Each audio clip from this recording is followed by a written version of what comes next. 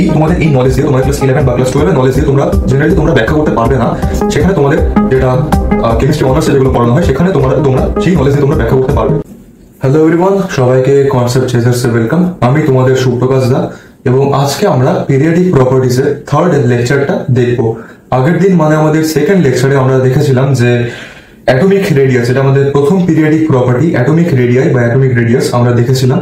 সেখানে আমরা S-P-D block আমরা দেখেছিলাম। সেখানে তোমাদেরকে আমি বলেছিলাম যে ডি ব্লক তোমরা মেনলি তোমরা ডি এন্ড এফ ব্লক যেটা তোমাদের ক্লাস 12 এ রয়েছে সেখানে তোমরা দেখবে, এবং ডি ব্লকের যেগুলো এক্সেপশন যেগুলো হয় সেগুলো ম্যাক্সিমাম এক্সেপশন তুমি তোমাদের এই নলেজ দিয়ে তোমাদের ক্লাস 11 বা ক্লাস 12 এর নলেজ দিয়ে তোমরা জেনারেলি তোমরা ব্যাখ্যা করতে পারবে না। সেখানে তোমাদের যেটা কেমিস্ট্রি অনার্সে যেগুলো পড়ানো হয় সেখানে তোমরা সেই নলেজ দিয়ে তোমরা ব্যাখ্যা করতে পারবে। কাজে সেইখানে তোমরা ডি ব্লক এগুলো তোমাদেরকে একটু মুখস্থ করতেই হবে, কিন্তু এস অ্যান্ড পি ব্লক এইগুলো তোমাদেরকে আমি যেভাবে বললাম তোমাদেরকে আগের দিন, এইভাবে আমরা এক্সেপশন গুলো পড়বো, এইভাবে বুঝে বুঝে আমরা কনসেপ্ট গুলো বুঝবো, তাতে আমাদের এক্সেপশন গুলো আর মুখস্থ করতে হবে না। সেইভাবেই এস অ্যান্ড পি ব্লক গুলো আমার চলবে এবং আজকেও সেইভাবেই চলবে। তো আজকে আমরা অ্যাটমিক রেডিয়াইয়েরই একটা এক্সটেনশন, সেটা হচ্ছে আয়নিক রেডিয়াই, সেটা আমরা আজকে দেখবো। একটা অ্যাটম এই 11 যে এক্সটা আমি একটা নর্মাল একটা যে কোনো আমি একটা অ্যাটম ধরেছি, তার আমি ধরেছি তার অ্যাটমিক নাম্বার 11। তোমরা জানো যেটা সোডিয়ামের হয়, যাই হোক আমি সোডিয়াম মেনশন করিনি, আমি জাস্ট এক্স লিখেছি। তো এই 11x এটা হচ্ছে একটা অ্যাটম। এখান থেকে আইদার একটা ইলেকট্রন বেরিয়ে গেল কিংবা একাধিক ইলেকট্রন বেরিয়ে গেল কিংবা একাধিক ইলেকট্রন ঢুকে পড়লো, তখন সেটা একটা আয়ন তৈরি হয়ে যাবে। যেরকম এখানে একটা ইলেকট্রন বেরিয়ে যাচ্ছে, এটা 11x প্লাস তৈরি হলো, এটা একটা আয়ন তৈরি হলো। তো এটাই হচ্ছে আয়ন। তো এই আয়নের রেডিয়াসই আমরা কম্পেয়ার করবো এইখানে এই আয়নিক রেডিয়াই সাব হেডিং এর মধ্যে।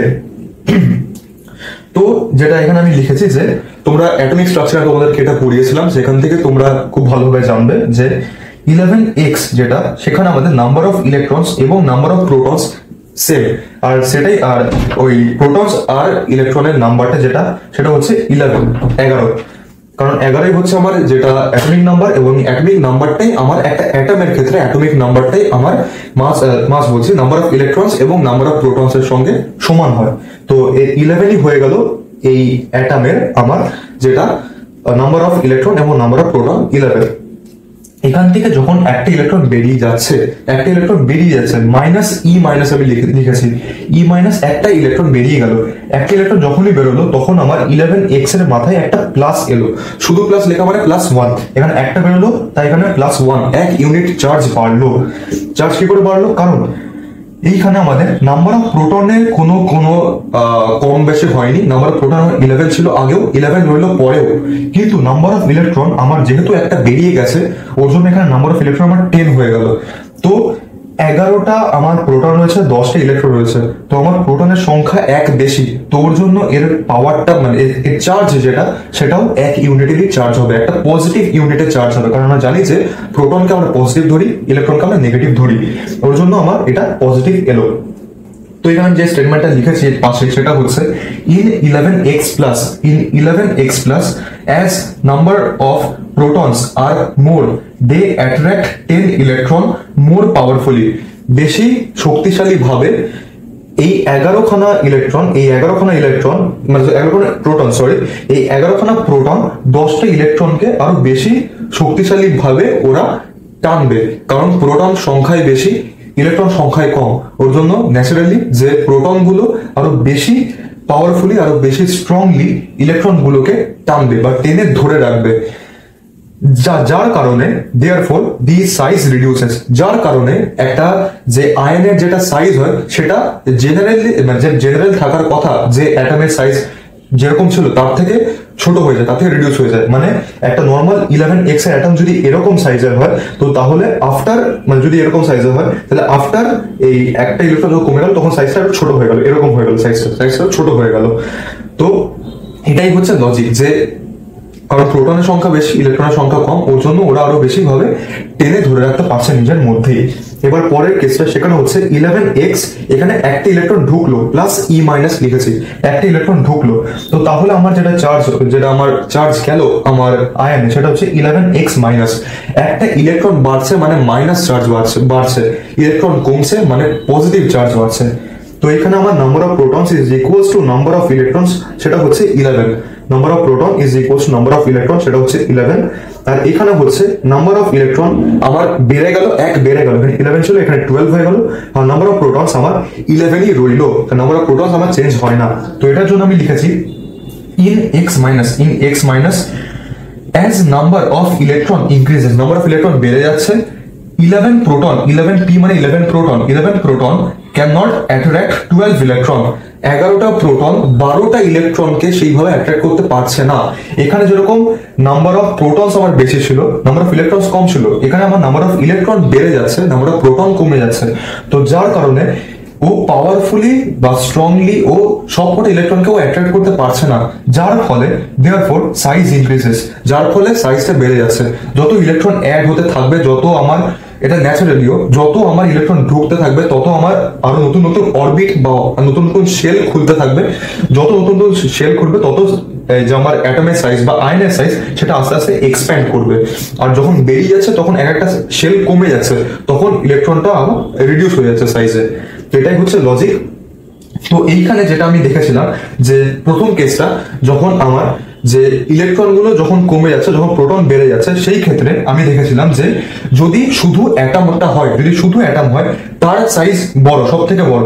যখন এক্স মাইনাস, যখন একটা ইলেকট্রন বেরোলো তখন সাইজটা একটু কমলো, যখন দুটো ইলেকট্রন বেড়ে গেল তখন সাইজটা আরো কমে গেল, যখন দুটো যখন সেম আছে তখন সাইজ সব থেকে বেশি, যখন একটা বেরোলো, যখন একটা ইলেকট্রন বেরোলো, যখন 1 ইউনিট পজিটিভ চার্জ হলো তখন সাইজটা একটু কমলো, যখন দুটো ইলেকট্রন বেরিয়ে গেল মানে 2 ইউনিট পজিটিভ চার্জ হলো তখন সাইজটা আরো বেশি কমে গেল।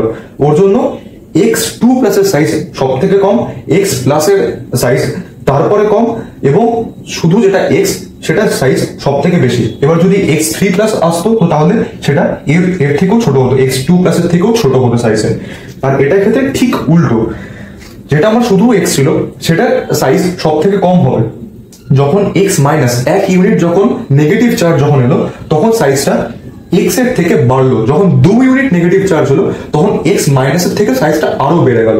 তো ওখানে আমি দেখবো যে x2 মাইনাসের সাইজ সব থেকে বড়, তারপরে বড় হচ্ছে x মাইনাস, এবং সব থেকে ছোট হচ্ছে x এর। তো তাহলে যেটা আমি দেখছি খুব ইম্পর্টেন্ট, ওভারঅল অর্ডার, দি ওভারঅল অর্ডার যেটা আমি দেখছি সেটা হচ্ছে x প্লাস 2 সব থেকে ছোট, তারপর x প্লাস, তারপরে x, তারপরে x মাইনাস, তারপর সব থেকে বড় হচ্ছে আমার x2 মাইনাস বা x মাইনাস 2। এটা খুবই ইম্পর্টেন্ট একটা জিনিস তোমাদের কম্পিটিটিভ পরীক্ষার অ্যাসপেক্টে। তো আশা করি এটা বুঝেছো, যদি না বুঝো তো তাহলে জায়গাটা একবার রিপিট করে দেখো, আশা করি কোনো সমস্যা হবে না।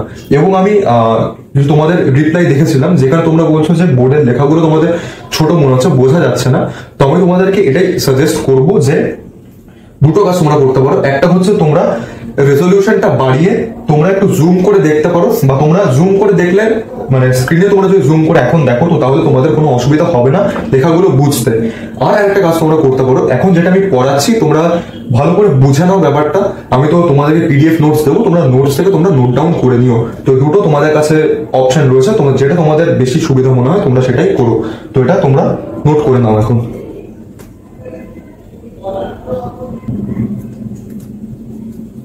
এইবার যেটা দেখলাম যে আয়নিক রেডিয়াই যেটা অর্ডার, সেটা মেইনলি আমাদের অ্যাপ্লিকেবল হবে ফর আইসো ইলেকট্রনিক স্পিসিস।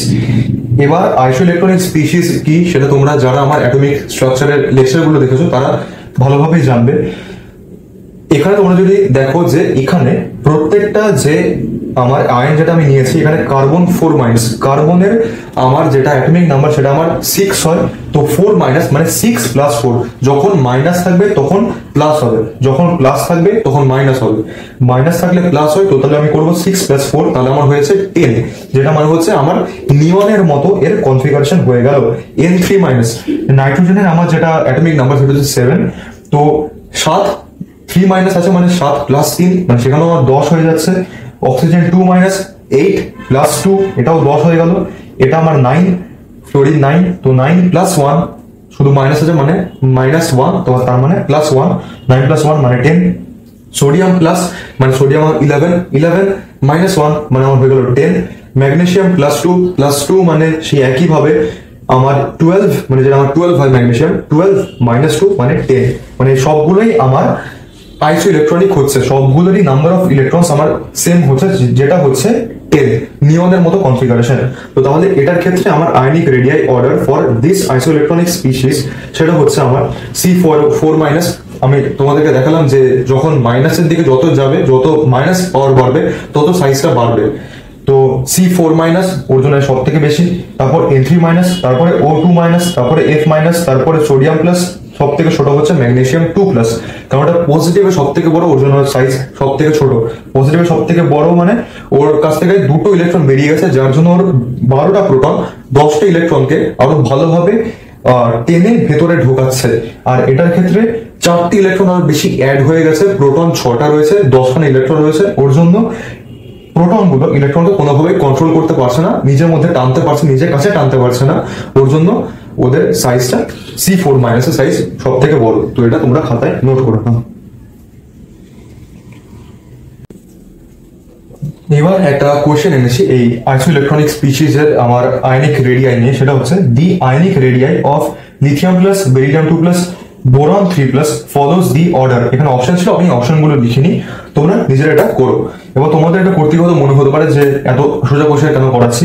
তো কথাটা হচ্ছে যে এই জায়গা থেকে যদি কোশ্চেন আসে, এরকমই সোজা কোশ্চেন আসবে, এবং এরকম সোজা কোশ্চেন আগেও কম্পিটিটিভ পরীক্ষায় এসেছে। তো তোমরা এটা জানো বলে বা জানলে বলে এই জায়গাটা সোজা, নয়তো সবসময় জায়গাটা যে সোজা সেটা বলা যায় না, সবার রেসপেক্টে সেটা নাও হতে পারে। তো তোমরা এটা ভাবছো সেটাই হবে যে লিথিয়াম প্লাস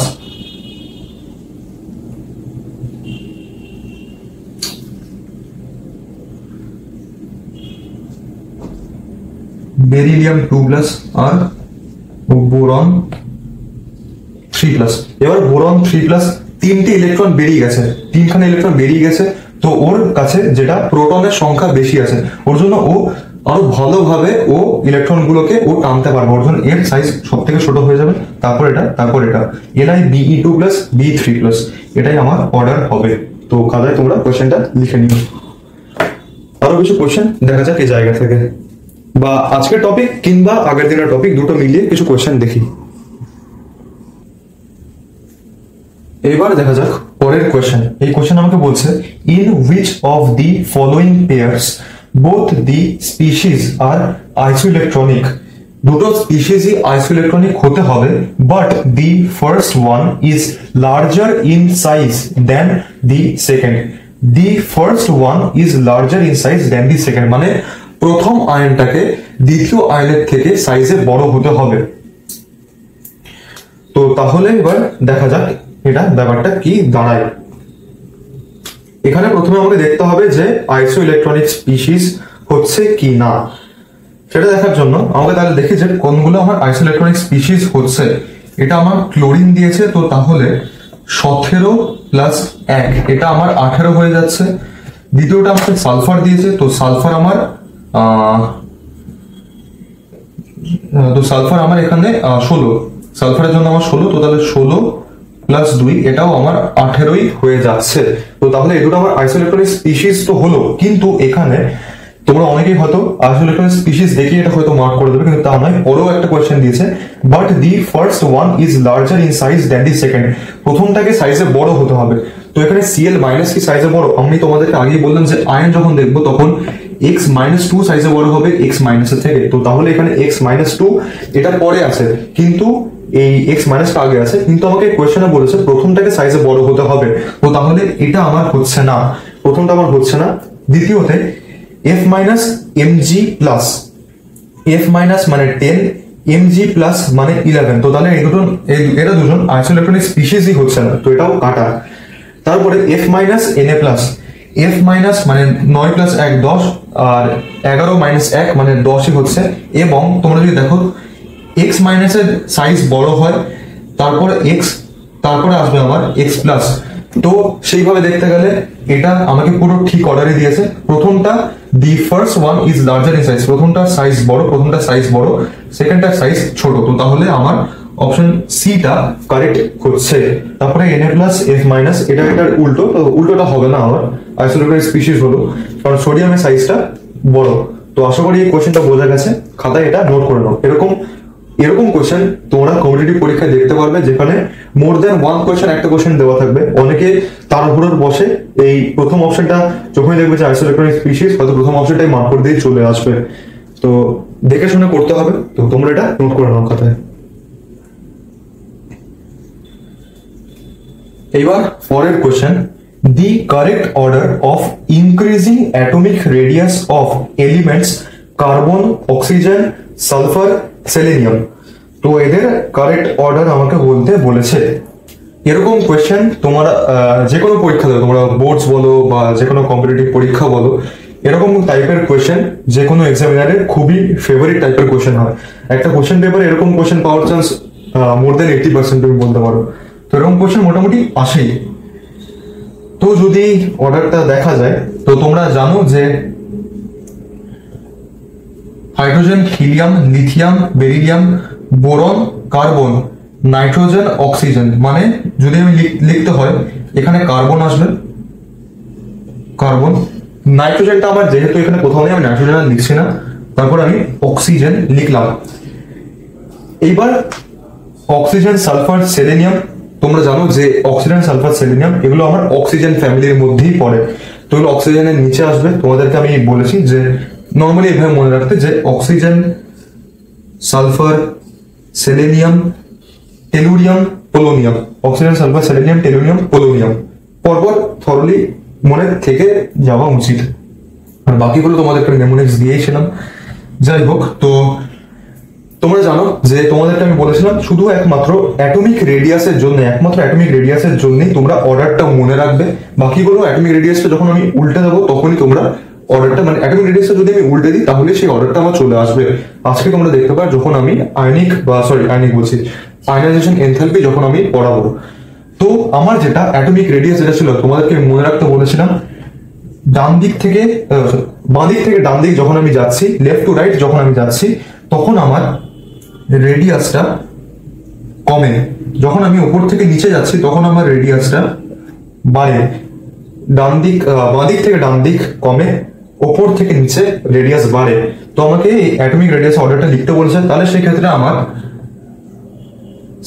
সেলেনিয়াম এটা সব থেকে বড় হবে, তারপর আমার সালফার আসবে, তারপরে এবার তোমরা যদি দেখো অক্সিজেনের সেই ক্ষেত্রে যত এদিকে যাচ্ছে তত সাইজ কমছে, যত উপরে যাচ্ছে তত সাইজ কমছে। তো তাহলে সেক্ষেত্রে তুমি দেখেই বুঝতে পারছো যে অক্সিজেন এবার মাঝখান থেকে সব থেকে ছোট সাইজ হয়ে গেছে।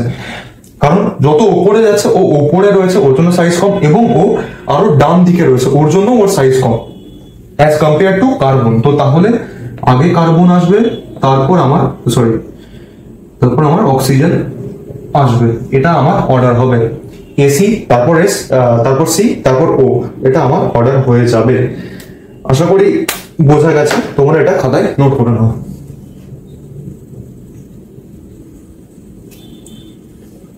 এইবার পরের question, for the element x বলে একটা এলিমেন্ট ধরা হয়েছে, স্টুডেন্ট এ, নাম প্রকাশ করা যাবে না, যাই হোক, measured its radius as 102 nm, 102 nanometre ও মেজার করলো student A. Student B measured its radius as 203 nm, student C measured its radius as 100 nm using same apparatus. মানে সবাই একই অ্যাপারেটাস ইউজ করে মেজার করেছে। Their teacher explained that all measurements were correct. সব কটা মেজারমেন্টই যেটা তিনটে স্টুডেন্ট নিয়েছিল সেই তিনটে মেজারমেন্টই correct. Then the three radius would be, প্রথম অপশন ক্রিস্টাল, ভ্যান্ডারওয়ালস, কোভ্যালেন্ট। মানে প্রথম জন ক্রিস্টাল করেছে, দ্বিতীয় জন ভ্যান্ডারওয়াল করেছে, তৃতীয় জন কোভ্যালেন্ট করেছে, নাকি প্রথম জন কোভ্যালেন্ট তারপরে ক্রিস্টাল তারপরে ভ্যান্ডারওয়াল, নাকি প্রথমে কোভ্যালেন্ট তারপরে ভ্যান্ডারওয়াল তারপরে ক্রিস্টাল, নাকি নান অফ দিস, কোনোটাই ঠিক নয়। তো তোমরা দেখেই বুঝতে পারছো যে সবাই যখন একটা এলিমেন্টই মেজার করেছে, তার মানে একটা এলিমেন্টেরই আমরা বিভিন্ন রূপে এই একটা এলিমেন্টকে আমরা দেখতে পাচ্ছি। বিভিন্ন রূপে রেডিয়াস মানে ওর পাবে আমার কোভ্যালেন্ট রেডিয়াস, ওর পাবে ভ্যান্ডারওয়াল রেডিয়াস, ওর পাবে মেটালিক রেডিয়াস। এবার তোমাদেরকে আমি আগের দিনই বলেছিলাম যে মেটালিক রেডিয়াস মানে আমার ক্রিস্টাল রেডিয়াস, যেটা আমার মেটাল ক্রিস্টালের রয়েছে ওর জন্য ক্রিস্টাল রেডিয়াসও বলা হয়। তো এই ক্রিস্টাল মানে আর কিছু না, মেটালিক রেডিয়াস। তো তোমাদেরকে আমি আগের দিনই দেখিয়েছিলাম যে যখন আমি কোভ্যালেন্ট রেডিয়াসের যখন কথা বলছি তখন ওরা এইভাবে ওভারল্যাপ করে যাচ্ছে, একে অপরের সঙ্গে ওভারল্যাপ করে যাচ্ছে। যখন আমি মেটালিক রেডিয়াসের কথা বলছি তখন ওরা একে অপরের সঙ্গে ওভারল্যাপ করেনি, কিন্তু পুরো গায়ে গায়ে সেঁটে আছে। আর ভ্যান ডার ওয়াল রেডিয়াসটা বলেছিলাম ওদের মধ্যে যথেষ্ট একটা ডিস্টেন্স রয়েছে, ওদের মধ্যে যথেষ্ট একটা ডিস্টেন্স রয়েছে।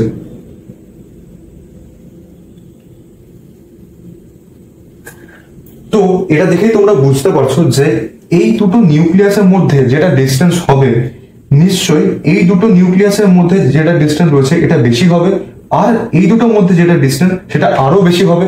কারণ এখানে প্রথমত ওভারল্যাপ হয়ে গেছে, মানে ওভারল্যাপ হওয়ার জন্য দুটো নিউক্লিয়াস আরো কাছাকাছি চলে এসছে। এরা দুজন পুরো গায়ে গায়ে সেটে আছে, আর এরা যথেষ্ট একটা সার্টেন ডিস্টেন্স দূরে রয়েছে। এবার এখানে কোয়েশ্চেনে দেখো যে স্টুডেন্ট এ স্টুডেন্ট বি টা দেখো, স্টুডেন্ট বি যে রেডিয়াসটা পেয়েছে সেটা সব থেকে বেশি পেয়েছে। Student B measured its radius as 203 nm। তো এই যখন 203 nm যখন মেজার করেছে তার মানে ও নিশ্চয়ই ভ্যান ডার ওয়াল রেডিয়াসটা মেজার করেছে। তো তাহলে বি মানে মাঝখানে রয়েছে, তাহলে মাঝখানে ভ্যান ডার ওয়াল হবে। আমার অপশন এ আর অপশন সি এই দুটো আমার অপশন কারেক্ট হতে পারে, মানে আমার অপশন বিটা এবং এইটা কারেক্ট হচ্ছেই না, আমার এ আর সি এর মধ্যে কারেক্ট হবে। এবার দেখো যে student A measured its radius as 102 nm এবং student C measured its radius as 100 nm। এবার যেটা মেটালিক রেডিয়াস তার সাইজটা একটু, মেটালিক বা ক্রিস্টাল রেডিয়াস তার সাইজটা একটু বেশি হবে, কোভ্যালেন্ট রেডিয়াসের সাইজ আরো ছোট হবে, কারণ কোভ্যালেন্ট রেডিয়াস ওভারল্যাপ করে গেছে। তো তাহলে যেটা 100 nm সেটা তার মানে কোভ্যালেন্ট রেডিয়াস, তো 100 nm মানে কোভ্যালেন্ট, মানে লাস্টেরটা কোভ্যালেন্ট, মানে আমার প্রথম অপশনটাই কারেক্ট হয়ে যাচ্ছে। লাস্টেরটা কোভ্যালেন্ট হচ্ছে, লাস্টেরটা কোভ্যালেন্ট, প্রথমটা ক্রিস্টাল হচ্ছে, যেটা 102 সেটা ক্রিস্টাল, মাঝখানেরটা ভ্যান ডার ওয়াল, তারপরেরটা হচ্ছে আমার কোভ্যালেন্ট। আশা করি এইরকম কোয়েশ্চেন যেগুলো যদি আসে তাহলে করতে পারবে। এটা বোঝা গেছে আশা করি, খাতায় নোট করে নাও। এটা যদি না বোঝা যায় তো তাহলে একবার নিজেরা আরেকবার রিপিট করে দেখো। এইবার আমরা শুরু করব আমাদের দ্বিতীয় যেটা পিরিয়ডিক প্রপার্টি, সেটা হচ্ছে আয়োনাইজেশন এনথ্যালপি, যেটাকে আমি আইই দিয়ে ডিনোট করব। এটাকে অনেক জায়গায় তুমি আয়োনাইজেশন এনথ্যালপি বলে পাবে, অনেক জায়গায় আয়োনাইজেশন এনার্জি বলে পাবে, আবার অনেক জায়গায় আয়োনাইজেশন পোটেনশিয়াল বলেও পাবে, মানে আইপিও লেখা থাকতে পারে, আইই অথবা আইপি। তো ঘাবড়ে যাওয়ার কিছু নেই, সবই একটাই মানে, সেটা হচ্ছে আয়োনাইজেশন এনথ্যালপি। খুব একটা ইন্টারেস্টিং জিনিস, সেটা হচ্ছে the amount of energy required to remove an electron, arrow দিয়ে উপরে লিখেছি electron, an electron from an isolated gaseous atom in its ground state। মানে ভদ্রভাবে বা সোজা ভাষায় বলতে গেলে যে একটা ইলেকট্রনকে একটা গ্যাসিয়াস অ্যাটম থেকে বের করার জন্য তার গ্যাসিয়াস অ্যাটমটাকে নিজের গ্রাউন্ড স্টেটে থাকতে হবে, মানে কোনো এক্সাইটেড স্টেটে গেলে হবে না, নিজের গ্রাউন্ড স্টেটে থাকতে হবে। ওই গ্রাউন্ড স্টেট থেকে একটা ইলেকট্রনকে বের করে দেওয়ার জন্য, রিমুভ করার জন্য যতটা অ্যামাউন্ট হিট আমাকে দিতে হবে, সেই হিটটাই আমার হচ্ছে আয়োনাইজেশন এনথ্যালপি বা আয়োনাইজেশন এনার্জি। এর ইউনিটটা, হিটের যে ইউনিট সেটাই হবে যে কিলো ক্যালোরি পার মোল অথবা ইলেকট্রন ভোল্ট পার অ্যাটম, এটা হবে ইউনিট।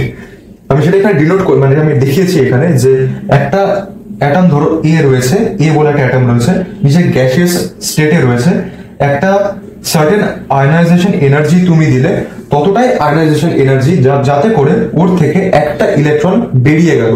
এবার এই আয়োনাইজেশন এনার্জির যদি তুমি কম দাও, মানে আয়োনাইজেশন এনার্জি ধরো, আমি ধরো বললাম ওর 5 কিলো ক্যালোরি পার মোল হচ্ছে এর আয়োনাইজেশন এনার্জি, তুমি ধরো ওকে 4.9ও দিলে তাতেও হবে না, মিনিমাম 5 দিতে হবে, তবেই ও একটা ইলেকট্রন ছাড়বে, নয়তো ইলেকট্রন ছাড়বে না।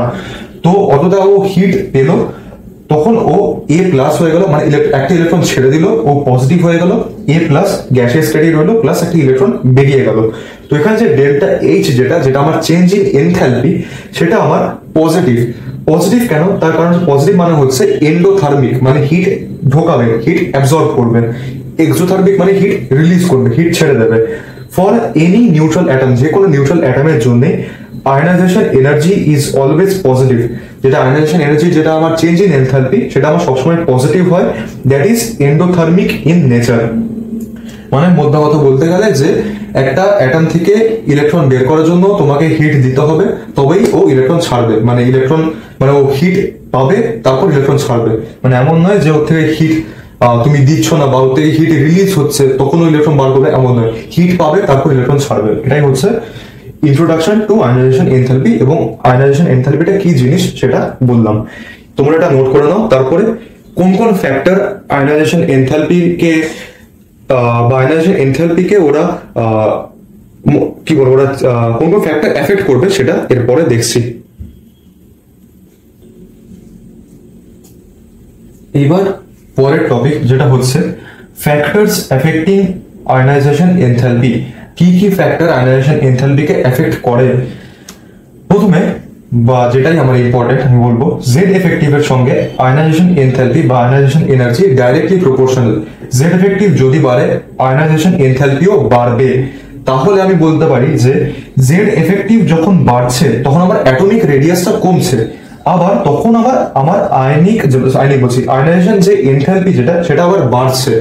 তো তোমাদেরকে আমি খুব ভালোভাবে শুধু অ্যাটমিক রেডিয়াসটুকু মনে রাখতে বলেছিলাম, কারণ অ্যাটমিক রেডিয়াসটা মধ্যে মনে রাখছো, বাঁ দিক থেকে ডান দিক যখন যাচ্ছে আমার অ্যাটমিক রেডিয়াস কমছে, ওপর থেকে নিচে যখন যাচ্ছে তখন আমার অ্যাটমিক রেডিয়াস বাড়ছে। এখানে ঠিক উল্টো হবে, শুধু এখানে না, বাকি আরো যে দুটো আমার পিরিয়ডিক প্রপার্টি যেগুলো রয়েছে, ইলেকট্রন অ্যাফিনিটি এবং ইলেকট্রোনেগেটিভিটি, সেখানেও সেম হবে, এই আয়নাইজেশন এনথালপির মতনই হবে। বাঁ দিক থেকে ডান দিক অ্যাটমিক রেডিয়াস যেহেতু কমছে, ওর জন্য বাঁ দিক থেকে ডান দিক আমার আয়নাইজেশন এনথালপি বাড়ছে। Left to right ionization enthalpy বাড়বে, top to bottom ionization enthalpy কমবে, কারণ টপ টু বটম আমার অ্যাটমিক রেডিয়াস বাড়ছিল। তো অ্যাটমিক রেডিয়াসের সঙ্গে আমার ionization enthalpy inversely proportional. Z এফেক্টিভের সঙ্গে আয়নাইজেশন এনথালপি ডাইরেক্টলি প্রপোর্শনাল, আবার জেড এফেক্টিভের সঙ্গে আমার অ্যাটমিক রেডিয়াস ইনভার্সলি প্রপোর্শনাল ছিল। আশা করি বোঝা গেছে ব্যাপারটা ক্লিয়ার। তোমাদের যদি অসুবিধা হয় তোমরা খাতায় এটা লিখে নিও, আশা করি বুঝতে অসুবিধা আর হবে না বা মনেও থেকে যাবে কথাটা। লেফট টু রাইট আমার যেহেতু অ্যাটমিক রেডিয়াস কমছে, তাই লেফট টু রাইট আমার আয়নাইজেশন এনার্জি বাড়ছে। আশা করি বোঝা গেল। এবার যেটা আমার ইম্পর্টেন্ট থার্ড যেটা পয়েন্টটা, সেটা হচ্ছে generally elements having half filled or full filled electronic configuration have higher ionization enthalpy value than expected. যে কোনো অ্যাটমিক স্পিসিস যাদের হাফ ফিল্ড ইলেকট্রনিক কনফিগারেশন হয়ে গেছে বা ফুল ফিল্ড ইলেকট্রনিক কনফিগারেশন রয়েছে, মানে ধরো একটা পি অরবিটাল রয়েছে যেখানে ধরো 3টে ইলেকট্রন তার মধ্যে রয়েছে। এক মিনিট, ধরো এইটা ধরো আমার পি অরবিটালের 3টে ঘর রয়েছে, 3টে ঘরে 3টে ভাড়াটে এসেছে, 3খানা ইলেকট্রন রয়েছে। তো এটা মানে হচ্ছে হাফ ফিল্ড। যখন হাফ ফিল্ড হয়ে গেছে, হাফ ফিল্ড একটা স্টেবিলিটি নর্মাল স্টেবিলিটি থেকে বেশি। তোমাদেরকে আমি অ্যাটমিক স্ট্রাকচারটি আমি বলেছিলাম। তো হাফ ফিল্ড মানে একটা ভালো স্টেবিলিটিও পেয়ে যাচ্ছে। তো ন্যাচারালি যখন একটা ও বেটার স্টেবিলিটি পেয়ে যাচ্ছে, ও নিশ্চয়ই ওর স্টেবিলিটিকে হ্যাম্পার করতে চাইবে না। তোমরা যখন ভালোভাবে স্টেবল হয়ে যাবে, তখন তোমরা নিশ্চয়ই তোমাদের স্টেবিলিটিটাকে কমাতে চাইবে না। তো ইলেকট্রনের ক্ষেত্রেও বা এই যেটা আমাদের অ্যাটমের ক্ষেত্রে হয়, সেখানেও একই হয়। এই হাফ ফিল্ড স্টেবিলিটি পেয়ে গেছে, ওই হাফ ফিল্ড স্টেবিলিটিকে ও হ্যাম্পার করতে চাইবে না। ও 3খানা ইলেকট্রন যখন রয়েছে, ও 3খানা থেকে ও একটা ইলেকট্রন নিতেও চাইবে না বা একটা ইলেকট্রনকে ও ছেড়ে দিতেও চাইবে না।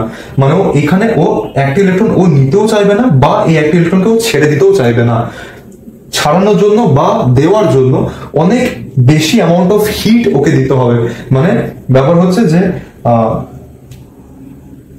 যে কেউ যদি এসে বলে, মানে ধরো এই 3টে ঘরে 3টে ভাড়াটে রয়েছে, এবার ভাড়াটেরা যেহেতু 3টে ঘরে একটা করে ভাড়াটে রয়েছে, ওর জন্য পি অরবিটাল যে বাড়ির মালিক, সে প্রথমে চাইবে না নতুন কোনো ভাড়াটেকে ভাড়া দিতে, কারণ ও কোন একটা ভাড়াটেকে ও এমনি ওকে উঠে যেতে বলতে পারবে না, বা একটা ভাড়াটেকে ও গিয়ে এভাবে বলতে পারবে না যে তুমি কোনোভাবে একটু অ্যাডজাস্ট করে নাও, একজন এক্সট্রা ভাড়াটে আসবে তো তুমি কোনোভাবে একটু অ্যাডজাস্ট করে নাও। সেটাও বলতে পারবে না। না ও একজনকে ঘর ছেড়ে দিতে বলতে পারবে, না ও আরেকজনকে ওখানে অ্যাডজাস্ট করতে বলতে পারবে।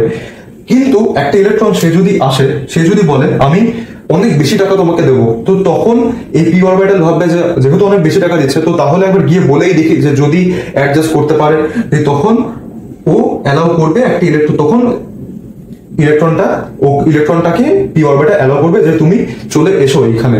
মানে স্টেবিলিটিটা নষ্ট হলো, এই দুজনের মধ্যে নিজে একা ছিল একটা ঘরে, তো এর সঙ্গে একজন চলে এলো, তো এর আবার এ মনে করবে কেন শুধু আমার কাছে, কেন বাকি দুজন তো কি দোষ করলো, আমার কাছে কেন এলো।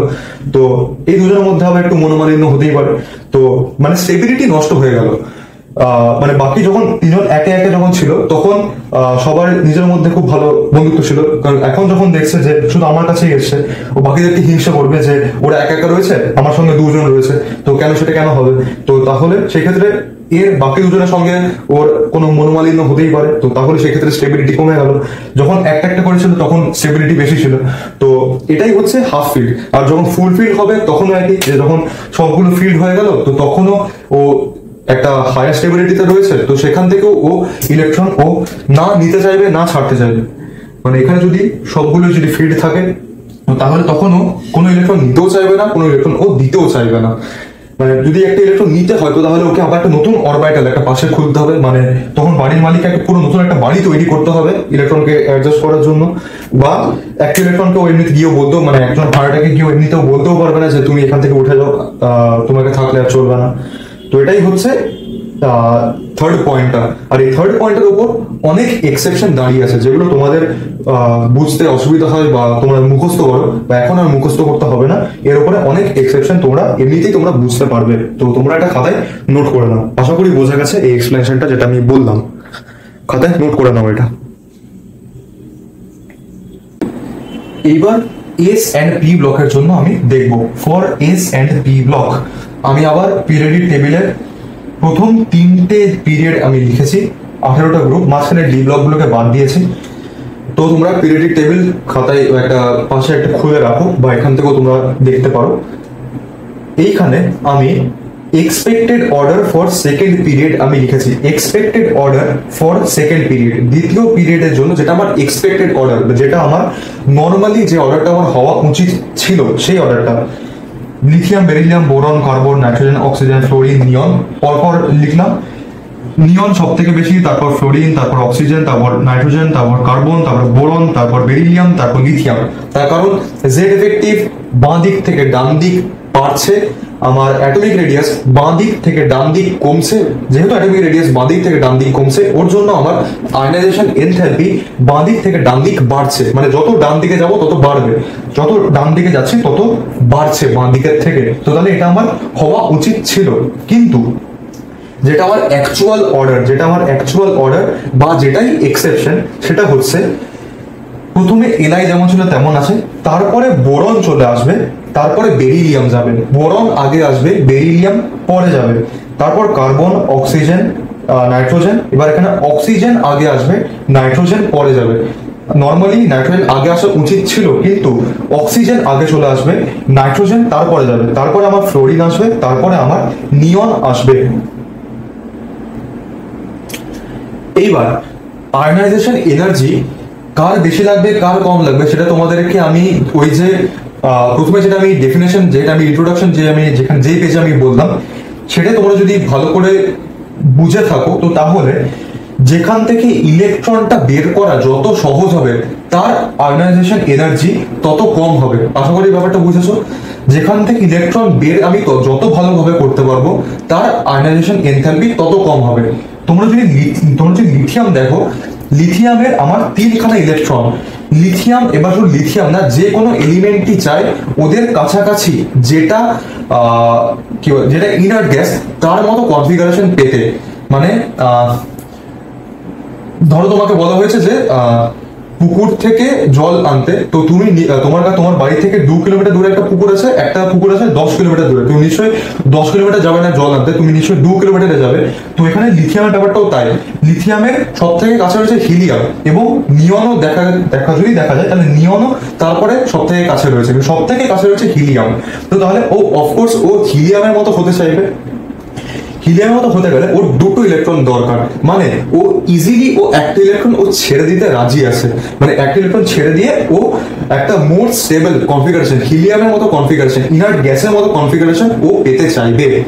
তো ওর জন্য লিথিয়ামের সব থেকে কম, কারণ ওর একটা ইলেকট্রনের ব্যাপার, ও একটা ইলেকট্রন ছাড়বে হিলিয়ামের মতো হয়ে যাবে। এবার বোরন আর বেরিলিয়াম, বোরন কেন আগে এলো, বেরিলিয়াম কেন পরে গেল?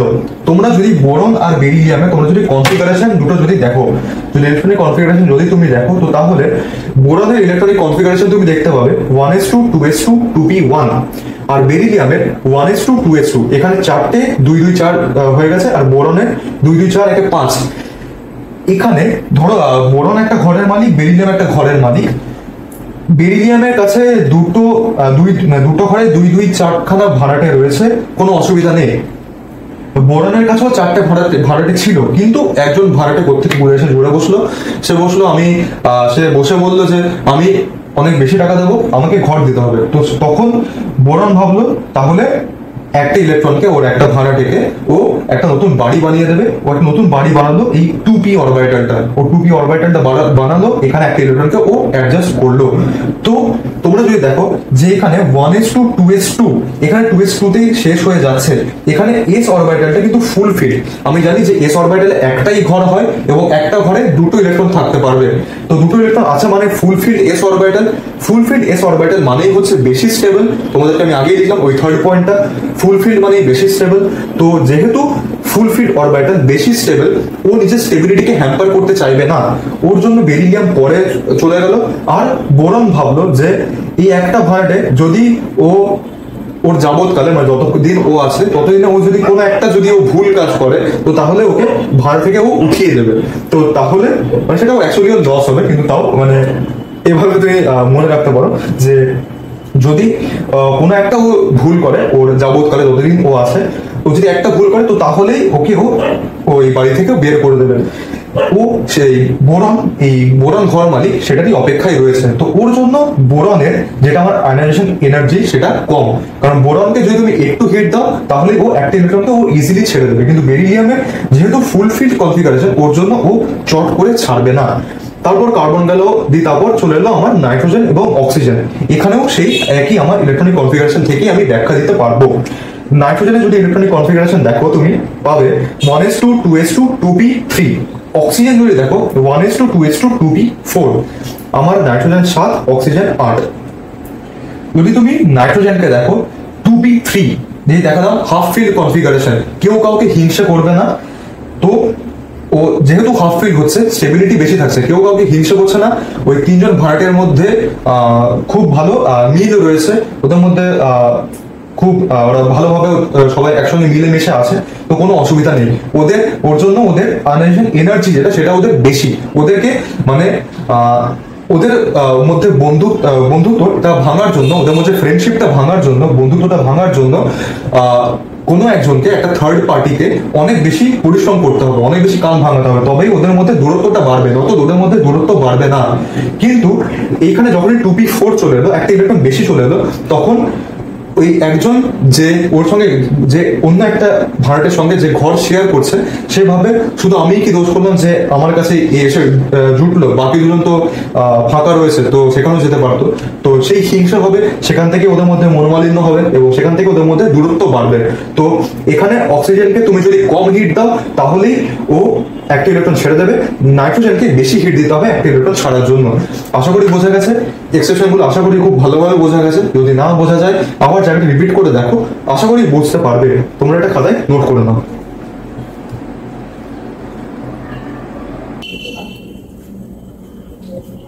এবার দেখা যাক থার্ড পিরিয়ডের জন্য, থার্ড ফোর্থের জন্য এবার দেখা যাক। ফোর্থ আমি লিখে নিই, তোমরা পাশে পিরিয়ড টেবিল খুলে রাখো, তো তাহলে ফোর্থটা তোমরা ওখান থেকে দেখে নিতে পারবে। থার্ড পিরিয়ডের জন্য যেটা হওয়ার কথা ছিল সেটা হচ্ছে sodium, magnesium, aluminium, silicon, phosphorus, sulphur, chlorine, argon, এবং আর্গন সব থেকে বেশি, সোডিয়াম সব থেকে কম। এটা আমার হওয়ার কথা ছিল, কিন্তু আমার অ্যাকচুয়াল অর্ডার বা যেটা আমার এক্সেপশন সেটা হচ্ছে সোডিয়াম সব থেকে কম তো হচ্ছে, তারপরে আমার অ্যালুমিনিয়াম চলে আসবে, তারপরে আমার ম্যাগনেসিয়াম চলে আসবে। তোমরা দেখতে পাবে যে ম্যাগনেসিয়ামের এস অরবিটালটা আবার ফুল ফিল্ড থাকছে, কিন্তু অ্যালুমিনিয়ামের এস অরবিটালের পরেও আবার একটা পি অরবিটাল PA1 চলে যাচ্ছে। খুব যদি ভুল না বলি ওটা বোধহয় 3p1 আসবে, 3p1 বোধহয় অ্যালুমিনিয়াম চলে আসবে। তোমরা নিজেরা একবার করে দেখে নিও। একটা p অরবিটালে একটা ইলেকট্রন চলে যাবে, আর এটা s অরবিটালে ফুল ফিল্ড থাকবে। ওর জন্য ম্যাগনেসিয়ামের আয়নাইজেশন এনার্জি সেটা বেশি হবে। তোমরা নিজেরা যেভাবে আমি তোমাদেরকে এই সেকেন্ড পিরিয়ডে যেভাবে বোঝালাম, তোমরা সেইভাবে থার্ড ফোর্থটাও তোমরা নিজেরা খাতায় সেইভাবে করে নিও, তাহলে তোমাদের মনেও থাকবে। ম্যাগনেসিয়াম তারপর সিলিকন যেমন ছিল তেমন, সালফার আগে আসবে, তারপর ফসফরাস পরে যাবে। তোমরা নিজেরা করে দেখে নিও, এটাও সেই একই ভাবে হবে। তারপর ক্লোরিন, তারপর আর্গন। এটা আমার অ্যাকচুয়াল অর্ডার, এটা আমার এক্সেপশনাল অর্ডার যেটা। এবার আশা করি বোঝা গেছে, এটা তোমরা নিজেরা খাতায় করে নিও, তাহলে খুব ভালোভাবে বুঝতে পারবে। এবার exception for fourth period. Fourth পিরিয়ডে কি হয় সেটা দেখা যাক। প্রথমে আমার সোডিয়াম, তারপরে আমার ক্যালসিয়ামের আসার কথা ছিল কিন্তু ক্যালসিয়াম আসে না, আগে গ্যালিয়াম চলে আসে, তারপর ক্যালসিয়াম আসে। এখানেও ব্যাপারটা সেই একই হয়, তোমরা নিজেরা করে দেখে নিও।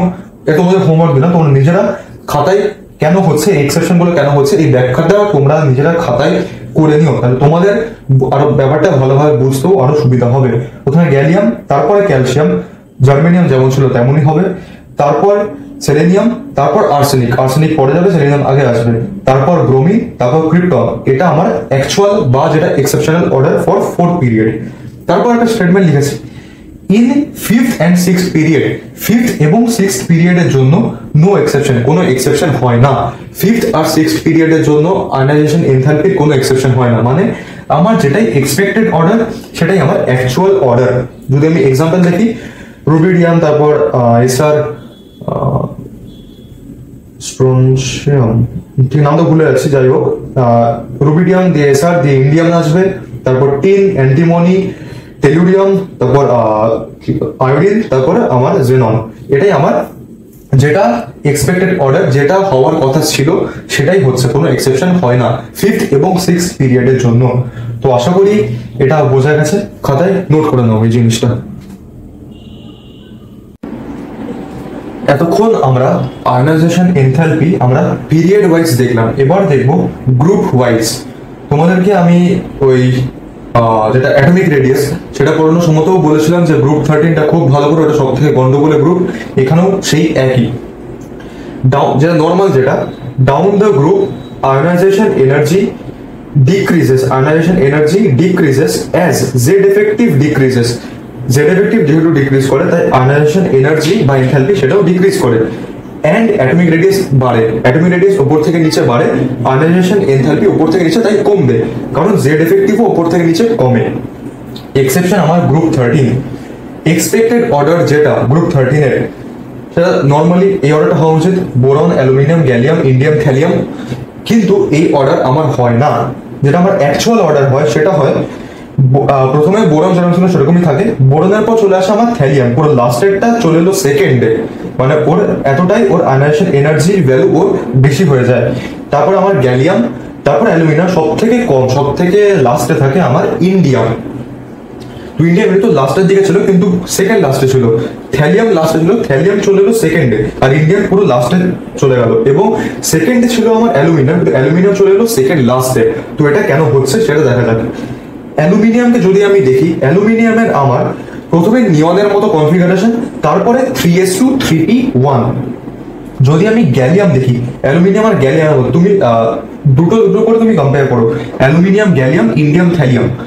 তো যদি আমি অ্যালুমিনিয়াম আর গ্যালিয়ামের মধ্যে যদি আমি কম্পেয়ার প্রথমে করি, নিয়ন দিয়ে 3s2 3p1, ঠিক আছে, কারণ এটাও 3p1 এটাও 4p1, সবগুলোই আমার p1 আসবে, কারণ সেম গ্রুপে হওয়ার জন্য p1 হবে। সবসময় সেম গ্রুপের যারা এলিমেন্ট তাদের লাস্ট ইলেকট্রনের কনফিগারেশন গুলো আমার সেমই থাকবে, মানে p1 বা s2 বা p2 p3 p4 এগুলো আমার সেম থাকবে।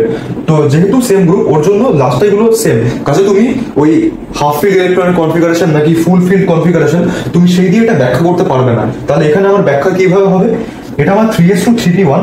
গ্যালিয়াম যদি দেখো, গ্যালিয়াম আমার আর্গন আসবে, আর্গনের পরে 3d10 4s2 4p1, এখানে আমার 3d10 আসছে। এবার তোমরা জানো যে SPDF ওদের মধ্যে এস এর সব থেকে বেশি শিল্ডিং এফেক্ট যেটা, আর এফ এর শিল্ডিং এফেক্ট সব থেকে কম। তো ডি এরও কমের দিকে শিল্ডিং এফেক্ট, তো ওর জন্য এখানে 3d10 অরবিটাল চলে আসছে। 3d10 আসার জন্য এখানে একটা পুয়ার শিল্ডিং এফেক্ট কাজ করছে, আর যত পুয়ার স্প্রেডিং এফেক্ট হবে, যত পুয়ার শিল্ডিং এফেক্ট হবে, তত জেড এফেক্টিভ, তত নিউক্লিয়ার এফেক্টিভ নিউক্লিয়ার চার্জটা ইলেকট্রনের উপর, টেস্ট ইলেকট্রনের উপর বেড়ে যাবে। তত ইলেকট্রনের চার্জটা বাড়বে, তত সাইজটা ছোট হবে, আর যত সাইজ ছোট হবে একটা অ্যাটমের, তত সেখান থেকে ইলেকট্রন বের করাও কঠিন হয়ে যাবে, কারণ সেখানে আমাকে বেশি হিট দিতে হবে সেই ক্ষেত্রে। তো জেড এফেক্টিভ এখানে বেড়ে যাচ্ছে, যেহেতু জেড এফেক্টিভ বেড়ে যাচ্ছে ওর জন্য আমার আয়নাইজেশন এনথালপিটাও বেড়ে যাচ্ছে। যদি এবার তুমি থ্যালিয়াম দেখো, থ্যালিয়ামে কিন্তু আমার 4f14 চলে আসছে, এখানে আবার এফ অরবিটাল ঢুকে যাচ্ছে। তো এখানে আবার এফ অরবিটাল ঢুকে যাওয়ার জন্য এফটা আবার ডি এর থেকেও খারাপ অবস্থা, তো ওর জন্য এফ আর ডি দুটোই থাকার জন্য এ আরো পোর শিল্ডিং দেখাচ্ছে, তো ওর জন্য থ্যালিয়ামটা এতটা আগে চলে এলো। আর এই অ্যালুমিনিয়াম আর গ্যালিয়ামের মধ্যে গ্যালিয়াম এগিয়ে গেল, অ্যালুমিনিয়াম পিছিয়ে গেল, সেটা হচ্ছে ডি অরবিটালে পোর শিল্ডিং এর জন্য। আর থ্যালিয়াম এদের থেকেও বেশি এগিয়ে গেল, তার কারণ এর এফও রয়েছে, ডিও রয়েছে, দুখানা পোর শিল্ডিং এফেক্ট দেখানো গ্রুপ রয়েছে। তো এটাই হচ্ছে এক্সেপশন। আশা করি এক্সেপশনের লজিকটা বুঝতে পেরেছো, আশা করি এবার থেকে আর এক্সেপশনটা মুখস্থ করতে হবে না। তো এটা খাতায় নোট করে নাও। এবার দেখা যাক ডি ব্লকের জন্য। For D block period wise যদি আমি দেখি, এটা আমার যেটা প্রথম মানে 3D এর জন্য, এটা 3D পিরিয়ডের জন্য আমার বাঁ দিক থেকে ডান দিক আমার আয়নাইজেশন এনার্জি বাড়ার কথা। তার মানে Zn এর সব থেকে বেশি, তারপর Cu, তারপর Ni, তারপর Co, এটা হওয়া উচিত। কিন্তু আমার অর্ডারটা একটু চেঞ্জ আসে, সেটা হচ্ছে তোমরা এভাবে মনে রাখবে, কোনি VCONI। যেখানে নর্মালি অ্যারোটা যেটা আমার হয় যে কোন দিকে কোনটা গ্রেটার দেন, আমার অ্যারোটা জেনারেলি এইরকম ভাবে হয়। কিন্তু এই যখনই তুমি ভিটা দেখবে বা VCONI, এই তিনটে এলিমেন্টকে যখনই দেখবে, যখনই তিনটে এলিমেন্টের মধ্যে কোনো একটা এলিমেন্টকে যখনই পাবে, তখনই এই অ্যারোটার সামনে এটা ঠিক উল্টে যাবে, এরকম হয়ে যাবে। যখনই এই তিনটের মধ্যে কাউকে দেখবে, তাদের সামনে এটা উল্টে যাবে। তাহলে আমার দাঁড়াচ্ছে SC তারপরে TI, এটা তো ঠিক আছে, নর্মালি যেরকম হওয়ার কথা সেরকমই হয়েছে। তারপর আমার ভ্যানেডিয়াম আসছে, যখন ভ্যানেডিয়াম আসে, ভ্যানেডিয়ামের ঠিক আগে অ্যারোটা উল্টে গেল, এদিকে হয়ে গেল, মানে টাইটেনিয়াম ভ্যানেডিয়ামের থেকে বড় হয়ে গেল আয়নাইজেশন এনার্জির তুলনায়। তারপর ক্রোমিয়াম, ম্যাঙ্গানিজ, আয়রন, কোবাল্ট, তারপর এখানে কোবাল্টের আগে এবার দেখো এই আয়রন, তারপর কোবাল্ট, এইখানে CONI, কোবাল্টের আগে সাইনটা উল্টে যাবে। সাইন আমার নর্মালি এটা ছিল, কোবাল্ট যখন এলো তখন সাইনটা আবার উল্টে গেল, এদিকে সাইনটা হয়ে গেল। তারপর নিকেলেরও একই, নর্মালি এটা হওয়ার কথা, কিন্তু নিকেল এখানে ভকনিতে আছে বলে নিকেলের আগেও এটা ঠিক উল্টে গেল। তারপর আবার নর্মালি কপার, জিঙ্ক যেরকম হয় সেরকম। তো এই ভকনিটা মনে রাখবে, তাহলেই হয়ে যাবে। ভকনির ঠিক আগে আগে উল্টে যাবে, সাইনটা জাস্ট রিভার্স হয়ে যাবে। এবার গ্রুপ ওয়াইজ, এটা পিরিয়ড ওয়াইজ গেল, এবার গ্রুপ ওয়াইজ। গ্রুপ 3 যখন আমি দেখছি, তখন আমার আয়নাইজেশন এনার্জি SCYL, যেটা নর্মালি হওয়ার কথা সেরকমই আমার হচ্ছে, যেটা উপর থেকে নিচে আমার ডিক্রিজ করছে। তো এলে ল্যান্থানয়েডের সব থেকে কম হচ্ছে, ইট্রিয়ামের তারপরে, আর স্ক্যান্ডিয়ামের সব থেকে বেশি হচ্ছে। এটা তো ঠিকঠাক আছে, কিন্তু বাকি গ্রুপের জন্য মানে গ্রুপ 3 এর জন্য ঠিক আছে, কিন্তু বাকি আদার গ্রুপের জন্য, বাকি আরো 9টা গ্রুপের জন্য আয়নাইজেশন এনার্জি অর্ডার IE3D, মানে ionisation energy of 3D is equals to ionisation energy of 4D। এবার আয়নাইজেশন এনার্জি অফ 4D টা আয়নাইজেশন এনার্জি অফ 5D থেকে ছোট, মানে আয়নাইজেশন এনার্জি অফ 5D সব থেকে বড়, আর আয়নাইজেশন এনার্জি অফ 3D আর 4D সেম। 5D সব থেকে বড়, 3D আর 4D সেম। এটা due to lanthanoid contraction. D ব্লকে যখনই কিছু এদিক ওদিক হবে, যখনই কিছু এক্সেপশন হচ্ছে আর কি, যখন কোনো এক্সেপশন হচ্ছে, তুমি কোনো রিজন তোমার মাথায় আসছে না, লিখে দেবো ল্যান্থানয়েড কন্ট্রাকশন, দেখবে ঠিক হয়ে গেছে। মানে ম্যাক্সিমাম কেসে ল্যান্থানয়েড কন্ট্রাকশনই হয় যে কোনো রকমের এক্সেপশনের ক্ষেত্রে। ফর ডি ব্লক তোমার ল্যান্থানয়েড কন্ট্রাকশনই তোমার এক্সেপশনের রিজনটা হয়। তো এটা তোমরা খাতায় নোট করে নাও।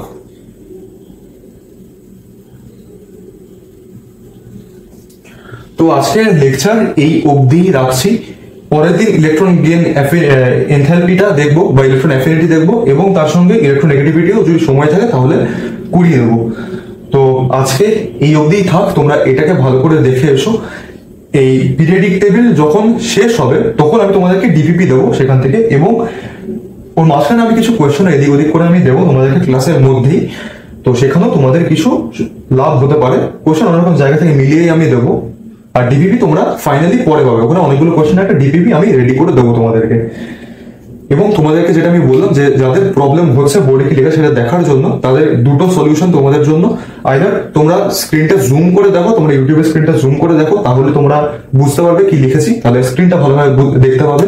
আর নয়তো তোমরা এখন যা বলছি আমি সেটাকে ভালো করে শুনে নাও, তারপরে আমি যখন টেলিগ্রামে তোমাদেরকে যখন নোটস দেবো তখন সেখান থেকে লিখে নিও। আর আমার মনে হয় যে লেখাটার উপর বেশি জোর না দিয়ে কনসেপ্টটা বোঝার উপর বেশি জোর দাও। তুমি পরে তুমি নিজে নিজেই লিখতে পারবে, এমন নয় যে আমি যা লিখছি তোমাকে হুবহু এটাই টুকতে হবে। টুকতে পারো সেটা তোমার উপর, কিন্তু বোঝাটা অ্যাকচুয়াল মেন। তুমি নিজে যদি বুঝে দাও তো তুমি বুঝেই তুমি লিখতে পারবে, কোনো অসুবিধা হবে না। তো থাক আজকে এই অবধি, পরে খুব তাড়াতাড়ি দেখা হচ্ছে, টাটা।